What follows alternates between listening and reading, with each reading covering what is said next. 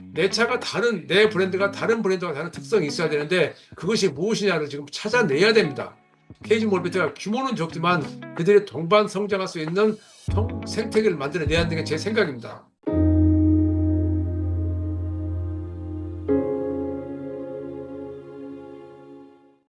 안녕하세요. 글로벌 로터스 최영석입니다. 2024년 10월 22일 KG 모빌리티가 중국 체리자동차하고 전략적 파트너십을 체결했습니다. 그 사이에 여러 가지 국제국제 뉴스가 많아서 좀 늦어졌습니다. 기본적으로 플랫폼 라이센스를 사용한다 하는 것이 핵심입니다. 그걸 통해서 한국형 SUV를 개발하고 글로벌 시장을 공략한다 라는 것입니다. 체리자동차는 이미 영국의 랜드로버, 지금은 JLR이라고 회사 이름 바뀌었죠. 제규어 랜드로버. 그 회사하고 합작회사를 운영하고 있고 그 제규어 랜드로버 이 SUV를 체리자동차의 플랫폼으로 개발하고 있습니다. 그런 상황에서 KGM도 체리자동차하고 협력을 하기로 한 것입니다. KGM이 출범한 지 2년가량 됐는데 그 상황에서 큰일이 일어나지 않았으면 나름대로 착착 하나씩 그들이 갈 길을 걷고 있다는 느낌이 듭니다. 저는 그동안 KG 모빌리티에서 크게 관심을 두지 않았었는데 첫 번째 출시 이벤트 그리고 이번에 두 번째 그들이 미래를 어떻게 개최할 수 있을 것인가에 대한 그런 궁금증을 어느 정도는 해소할 수 있는 그런 계기가 될 것 같습니다. 체리자동차는 1997년에 설립된 회사입니다.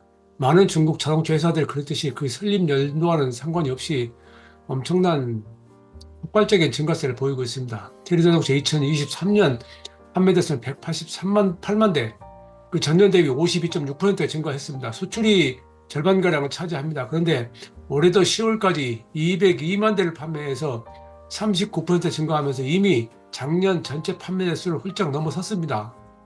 이래서 세계 20대 자동차 회사 들어갔습니다. BYD가 당연히 10위 내에 들어갔고요. 그 다음에 지리홀딩스, 창안자동차, 체리자동차, 상하이자동차가 지금 판매 대수 기준으로 세계 20대 자동차 회사에 속해 있습니다. 올해는 이 결과가 최종적으로 정리되면 다시 또 순위가 상승할 수 있겠죠. 현재 체리 자동차, 체리홀딩이라고 하는 회사로 되어 있는데 체리 브랜드, 익시드, 지투어, 룩시드, 캐리, 엑슬란틱스 다양한 브랜드가 있습니다. 그리고 제규랜드로버하고 합작회사의 체리 제규랜드로버도 운영하고 있고 여기서 별도의 SUV를 개발하고 있죠. 체리 에너지라고 하는 별도의 그 산업도 있고 최근 들어서 EV톨 수직 이착륙 항공차에서도 상당히 빠른 속도로 지금 진전을 보이고 있는 것으로 알려져 있습니다. 그러니까 지금 그 규모가 한국에서는 별로 알려져 있지 않지만은 상당히 빠른 속도로 치고 올라가고 있습니다. 우리에게는 그 과거에 GM 배우의 그 마티스를 카피하는 QQ라는 차 때문에 법적 문제가 있었던 그런 것으로 알려져 있죠.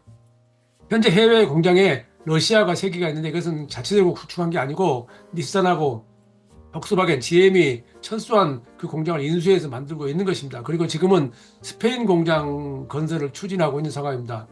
그중에서 이제 주력 브랜드인 체리 같은 경우는 티고하고 아리조 크게 이제 SUV와 세단으로 나눠져 있는 그런 상황인데 실제 이 체리에 대한 저 생각은 2007년, 2008년 그 즈음인가요? 체리 자동차에서 근무하는 한국인 엔지니어를 한 2, 3년 동안 매년 만날 기회가 있었습니다. 그가 한국에 들어왔을 때 별도의 자리를 마련해서 이야기를 할 수 있었는데요. 그때 들은 얘기가 이미 체리 자동차의 엔지니어의 약 200명이 한국인이었다. 그러니까 이건 지금 그 중국의 급속도로 성장한 자동차 회사 특징이 대부분 그런데 우리 샤오펑의 CEO 레이지는 아예 우리의 디자인은 모두 독일인이다 이런 말을 공공연하게 하고 다니고 있는 상황이고요.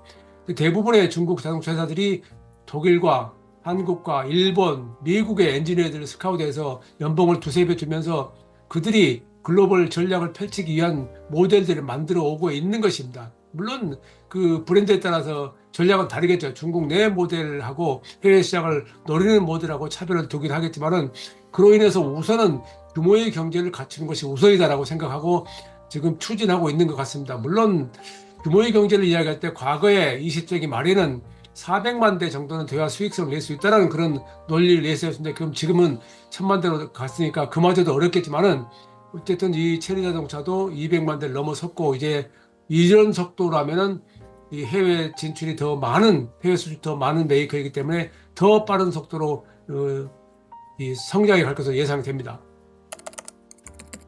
이제 그 대표적인 게 최근에 제가 말씀드렸던 르노와 지리그룹, 지리자동차 르노그룹의 제휴인데 2021년에 두 회사는 협업을 발표했고 호스파우터는 합작사를 설립했는데 여기에서 엔진을 만들어서 그러니까 지금 전기차 시대에 엔진 회사를 만든다는 얘기예요. 만들어서 그때까지 앞으로 2030년까지 글로벌 시장에서 80%의 솔루션을 제공한다는 건데 대부분의 내연기관 엔진을 그때 2021년에 그때 설립할 당시만 하더라도요. 내연기관 개발을 더 이상 하지 않는다는 분위기에서 그들은 하이브리드 전기차용 또는 플러그인 하이브리드용 전기차를 만들어서 글로벌 시장에 공급한다 그런 재산을 하고 있었던 겁니다. 더 나아가서 이 회사들은 퀄컴의 디지털 플랫폼을 공유하고 있습니다. 퀄컴의 스냅드래곤 라이드라고 우리에게 많이 알려져 있는데 이 스냅드래곤 라이드는 2020년에 데뷔한 디펜더에 랜드로버 디펜더에 처음 채용되기 시작했고 컴퓨팅 속도가 워낙에 빨라서 상당히 유명했었죠. 이것들을 사용한 모델들이 위에 보이는 지리자동차 그룹의 여러 모델들이 지금 채용되고 있습니다. 지리자동차에는 볼보, 폴스타, 로터스, 프로톤, 스마트 여기까지는 글로벌 회사들인데 인수한 거죠. 링크 앤 코, 지커, 리반, 레이다, LEVC는 런던 전기차인데 이런 형태의 모델 라인업들이 갖추고 있고 지금 이 상황에서 지리가 어딜 가고 있냐는 것은 다른 것까지 포함해서 여기서 말씀드릴 것은 같은 지리자동차의 플랫폼을 사용하더라도 이렇게 다양한 형태가 나타난다는 것을 저는 실제 체험을 했습니다. 예, 플랫폼은 크게 이제 차체 플랫폼하고 지금은 이 아키텍처 전기 전자 플랫폼으로 구분이 되는데 이 같은 것을 가지고 만든 로터스 엘리트라하고 폴스타 4가 전혀 다른 형태의 모양을 우리한테 보여줍니다. 가끔 말씀드렸지만 자동차의 기능은 자동차의 기술은 우리가 일반 사용자가 알 수 없는 펑션과 피처, 기능과 특징으로 구분합니다. 근데 엔지니어들 주로 이런 식의 구분을 하는데요. 이 펑션은 차 안에 들어가 있는 다양한 기술인데 그걸 우리가 알 수 없죠. 일부가 알 수 있다고 해도 그것이 별로 상관이 없죠. 우리한테는 과연 어떤 형태로 이 제품을 제시할 것이냐 하는 건데 그것이 이제 제가 며칠 전에 탑승했던 로터스 엘리트라하고 지난 봄에 스페인에서 시승했던 폴스타 4하고 같은 기술을 사용하고 있는데 같은 플랫폼을 사용하고 있는데 전혀 다른 형태가 나타나는 겁니다. 그 피처가 다른 거죠. 그러니까 그게 브랜드의 특성에 따라서 그들 브랜드에 맞게 새로운 그래픽을 만들고 그 그래픽을 통해서 어떤 조건을 사용자에게 제공하느냐 하는 것이 다른 것이죠. 그래서 우리가 지금 글로벌 회사들이 서로 제휴를 통해서 플랫폼을 공유한다라는 것에 대해서 그렇게 걱정할 필요가 없다는 겁니다. 지금 상황에서는 새로운 플랫폼을 개발한다 하더라도 컨셉이 달라진 것이지 그것을 기존의 부품을 공유하는 것은 크게 문제가 되지 않습니다. 그것이 궁극적으로는 자동차 회사들이 비용 절감을 위한 기술 발전, 진화의 과정이기 때문에 그것이 그렇게 큰 문제가 되지는 않습니다. 그보다는 더 중요한 것은 어떤 형태로 우리에게 보여지느냐입니다. 그러니까 마찬가지로 지리자동차가 37% 지분을 가지고 있는 르노 코리아가 내놓은 그랑 컬러스도 마찬가지입니다. 분명히 같은 플랫폼을 쓰고 같은 기술을 적용했지만은 실제 우리 눈에 보여주면 전혀 다른 겁니다. 그것은 항상 말씀드리지만 PM의 차이점을 보십니다. 프로덕트 매니저.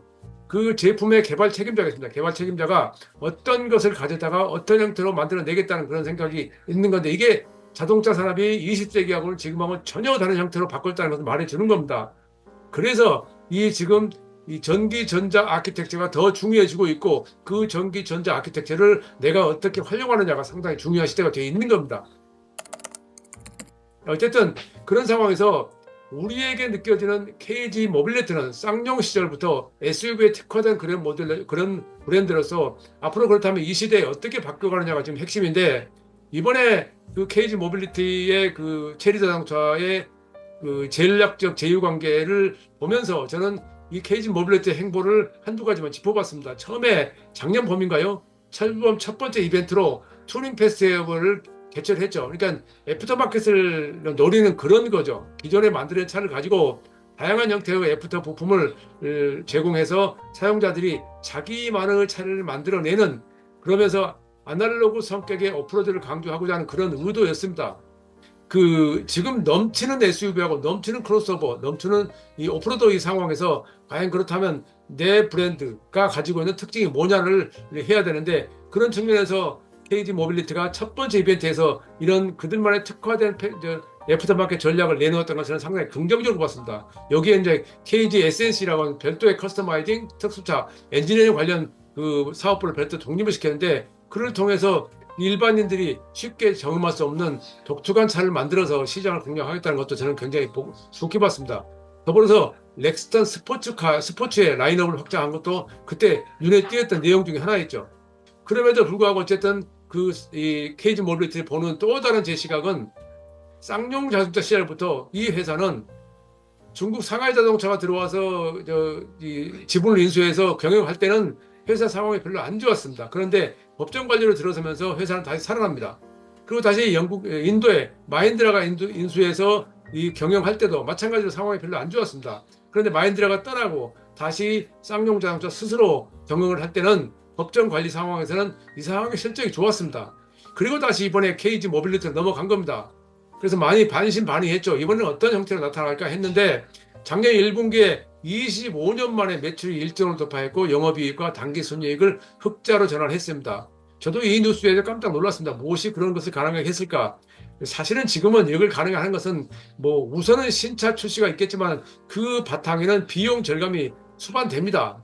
어쨌든 그런 상황으로 해서 2023년 전체로 11만 대가 넘는 판매를 했고 16년 만에 흑자를 기록했고 수출도 16% 증가했습니다. 올해도 3월 달에 판매가 114% 증가했고 10월 달에 판매가 44% 증가, 수출도 82% 증가. 그러니까 이 수치에 대해서 크게 의미를 둘 필요 없는 것은 절대 규모가 작기 때문에 다른 양산 브랜드 회사들하고 규모를 비교하면 안 되죠. 그럼에도 불구하고 그들 나름대로 뭔가 살아나고 있다는 점에서 긍정적으로 평가할 수 있습니다. 그러면 여기서 이제 그럼 앞으로 어떻게 하느냐인데, 제가 중요한 것은 항상 독창성입니다. 브랜드 독창성을 내세워야 됩니다. 그래서 말씀드렸듯이 지프나 랜드로버, 랜드크루저 같은 오프로드의 성격을 갈 것이냐, 아니면 크로스오버를 갈 것이냐, SUV 전용을 갈 것이냐인데, 이게 지금 시장에서는 혼란이 많이 있고, SUV 크로스오버는 거의 모든 양산 제대 다 하죠. 오프로드는 좀 한정이 되어 있죠. 이네오스라는 회사가 또 영국 회사가 들어와서 하고 있지만은 사실은 시장이 한정되어 있습니다. 그렇다면 여기에서 장점이 뭐냐면은, 내 브랜드가 다른 브랜드와 다른 특성이 있어야 되는데, 그것이 무엇이냐를 지금 찾아내야 됩니다. 답이 있는 게 아니고요. 찾아내야 됩니다. 다만 이게 저는 항상 하는 얘기지만 스마트카 영역을 강화해야 한다고 주장합니다. 스마트카 영역이라고 하면 자율주행도 있을 것이고, 소프트웨어 정의 자동차 있을 것이고, AI 정의 자동차 있을 것이고, 이런 말들이 동원되는데, 앞으로는 그 차종이 세단이든 SUV든 오프로드든 무엇이 됐든 간에 사용자들은 차 안에서 나에게 지금까지는 다른 경험을 제공해야 된다는 게 중요합니다. 그런 상황에서 이 KG 모빌리티는 지난 8월 달에 새로운 브랜드 전략을 발표했는데, 그 캐치프레이즈로 다양한 라이프 스타일을 만족시키는 새로운 제품을 개발하겠다. 이제 그러니까 지금까지 다른 방향으로 가겠다는 건데, 그것이 내세운 게 창의성, 실용성, 즐거움, 안전인데 특별한 내용이 없는 그런 구호죠. 근데 이것을 바탕으로 무엇을 만들어내냐인데, 거기에서 KG 모빌리티의 성패가 좌우된다고 해도 과언이 아닐 것입니다. 어쨌든 지금 상황에서는 파트너십을 강화를 통해서 혼자 할 수 없는 상황 때문에 여러 가지 그들만의 비용 절감 방안을 마련해야 되고, 기술을 개발해서 비용 절감도 만들어내야 됩니다. 그리고 미래에 대해서 어떻게 할 것이냐에 대해서 새로운 지금까지 다른 그런 슬로건을 만들어내야 됩니다. 그리고 마찬가지로 제가 항상 강조하지만은 생태계를 확정할 수 있어야 됩니다. 그래서 제가 처음에 애프터마켓을 중시하는 투닝 페스티벌에서 주목을 끌었다고 그러는데, 우리나라 대기업들이 가장 지적을 받고 있는 것이 혼자 거의 다 하고 생태계를 만들어내지 않는다는 거죠. 이런 상황에서 KG 모빌리티가 규모는 적지만 그들이 동반 성장할 수 있는 생태계를 만들어내야 하는 게 제 생각입니다. 어쨌든 지금 KG 모빌리티는 티볼리하고 토레스, 호란도, 렉스턴 이렇게 4개라고 크게 요약을 할 수 있는데, 이것들이 앞으로 어떻게 될 것인가가 상당히 중요한데, 그래서 지금은 앞으로 제 생각은 전기차 브랜드로의 전환 로드맵이 확립돼야 된다. 당장에 완전 전기차로, 배터리 전기차로 모두 바꿀 수는 없죠. 시장에 따라서 모두 판매를 해서 수익을 올려야 되는, 다른 모든 브랜드가 마찬가지 하듯이 수익을 올려야 되기 때문에 하이브리드 전기차나, 또는 저는 내연기관 추천하지 않습니다만 하이브리드 전기차 등으로 그 시장을 개척해야 되고, KG 모빌리티만의 브랜드 아이덴티티를 강조해야 되는데, 거기는 제품도 있고 마케팅도 있습니다. 프리미엄 마케팅이 있어야 됩니다. 그러니까 그게 이거 공부해야 되는 거죠. 그 이제 거기서 약점이라고 하는 것들이 전통적으로 역사가 있는 브랜드들하고 그렇지 못한 브랜드들하고 여기서 차이가 나는데 적어도 KDM은 과거에는 유럽 시장에서 굉장히 브랜드 인지도가 높았습니다. 이게 쌍용일 때 그랬어요. 근데 KD 모빌리티 바꿨을 때 어떻게 되냐? 거기에는 그렇게 뭐 여러 가지 의견이 있겠습니다만 뭐 유럽에서는 특히 이제 딜러제를 하기 때문에 그 딜러들에게 접근하게 된다면 뭐 그렇게 어렵지 않다는 것이 그들의 생각이 같습니다. 더불어서 지금은 그 국내에서 적어도 GM이나 GM 한국사업장이나 르노코리아처럼 모회사가 없이 자력으로 존재감을 확보해야 되는 KG 모빌리티입니다. 그러니까 GM은 GM 본사가 있고 르노는 르노 본사가 있어. 그래서 여러 가지로 그들의 규모경 효과를 얻을 수 있는데 KG 모빌리티는 그게 안 됩니다. 그렇다면 그런 상황에서 무엇을 해야 되냐는 상당히 머리 아픈 얘기고 골치 아픈 얘기고 많은 연구가 필요합니다. 더불어서 제가 요구하는 것은 저는 R200 대응을 할 수 있어야 됩니다. 지금 이게 현대차가 이번에 그 R200 재생에너지 공급 100% 달성했다고 발표했는데 그건 상당히 중요한 내용입니다. 국가에서 그걸 도와주지 않고 역행하기 때문에 글로벌 시장에서 살아남기 위해서는 그게 필요하다는 생각으로 하고 있는 건데 그건 KG 모빌리티라고 예외가 아닙니다. 우선은 내부적으로 그 협업이 잘 돼야 됩니다. KG 모빌리티 내부에서 생산, 개발, 판매라고 하는 3개 부서가 이 혼연일치가 돼야 되는데 그것을 어떻게 이끌어낼 것이 우선이고 그걸 통해서 제품이 만들어져야 되고 그 제품이 곧 마케팅이나 전략에 따라서 제품으로 소비자에게 어필해야 됩니다. 그것이 어필되고 브랜드 독창성이 제시되면은 그 다음부터는 신차가 모든 자동차의 신차를 먹고 산다 하시지 라인업을 확대를 통해서 다른 길을 모색할 수가 있습니다. 근데 그런 상황에서 그들은 가장 중요한 것은 제품입니다. 제품을 어떻게 개발하느냐 그런 점에서 지금 KG 모빌리티가 생산, 판매하고 있는 모델들은 적어도 대시보드만 보면 특별히 글로벌 걔들하고 크게 뒤질 것이 없습니다. 지금 뒤진다 한다면은 그 완성도라든가 이미지가 문제죠. 이미지 구축이 문제죠. 그러면 KG 모빌리티가 이 쌍용을 인수해서 자동차 회사를 인수하는 것 넘어서서 KG 모빌리티가 제시하는 자동차 산업상을 만들어내야 됩니다. 그게 쉽지는 않습니다. 그러나 이게 적어도 이제 이렇게 이 저널리스트 입장에서 이런 이야기를 수없이 할 수 있지만 그 말은 쉽죠. 말은 쉬운데 현실이 그렇게 간단치 않다는 것은 누구나 다 아는 내용입니다. 앞으로 어떻게 저는 계속 지켜보면서 그 내용들을 여러분께 전달드리겠습니다. 최영석의 글로벌 인사이트 오늘은 여기서 마치겠습니다. 감사합니다.